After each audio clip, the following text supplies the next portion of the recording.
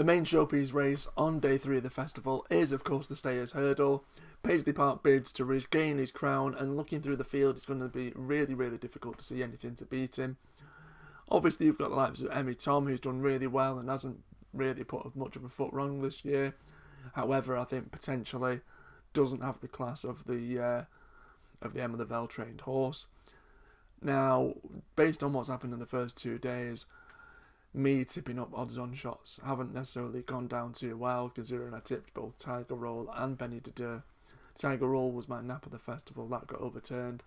Benny de Deux was my nap of day 1, which got overturned. And on day 1, Shishkin was my lay of the day. So hopefully, now that we enter day 3, this could be the time that we turn things around. Paisley Park for me is probably one of the biggest certainties of the day, especially considering this looks perhaps one of the weakest Stayers Hurdle that we've seen in a while.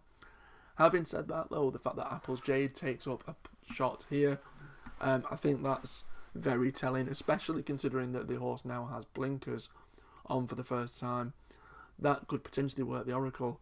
Obviously, Apple's Jade was seen as one of a sort of the Gigginstown superstars not that long ago. If she can return to anything like her best, I think 18 to 1 at the minute is a massive, massive price. And just at that price alone is worth taking on. Worth putting a small little bet each way, especially if you can get a bookmaker that's paying the first 4 or 5. Paisley Park though looks by far the classiest animal. You've got to give props to Somerville Boy. Emmy Tom's a bit of an unknown quantity, and also City Island, who's won here at the festival before. That deserves a bit of respect as well.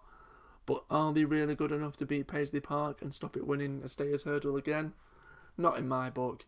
It's Paisley Park's to lose. Aidan Coleman to ride the horse to another Stayers Hurdle success.